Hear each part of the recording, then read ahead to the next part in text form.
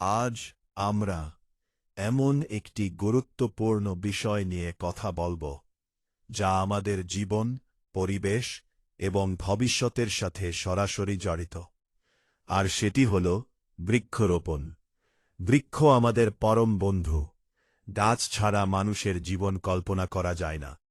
গাছ আমাদের অক্সিজেন দেয়, যা ছাড়া আমরা বাঁচতে পারি না।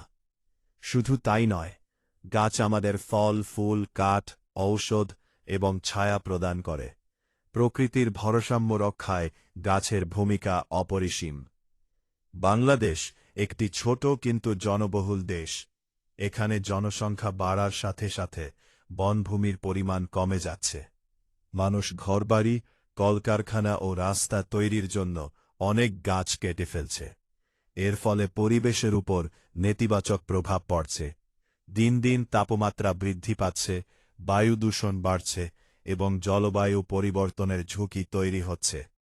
বৃক্ষরোপণ এসব সমস্যার একটি কার্যকর সমাধান।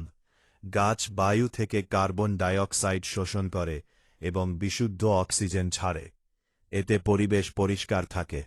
গাছ মাটির ক্ষয় রোধ করে, বন্যা ও ঝড়ের ক্ষতি কমাতে সাহায্য করে।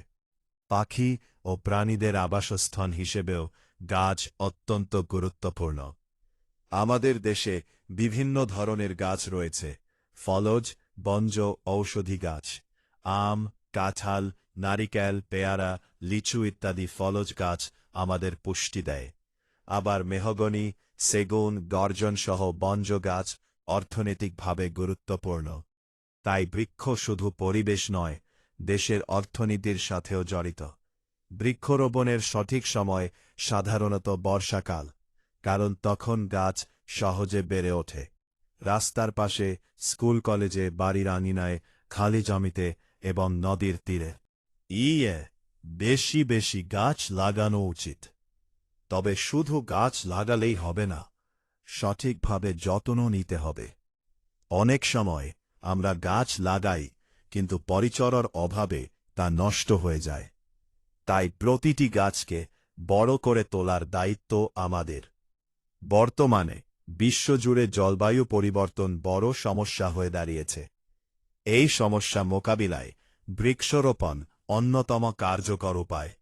যদি আমরা আজ একটি গাছ লাগাই, ভবিষ্যৎ প্রজন্ম পাবে একটি সবুজ, সুন্দর ও নিরাপদ পৃথিবী।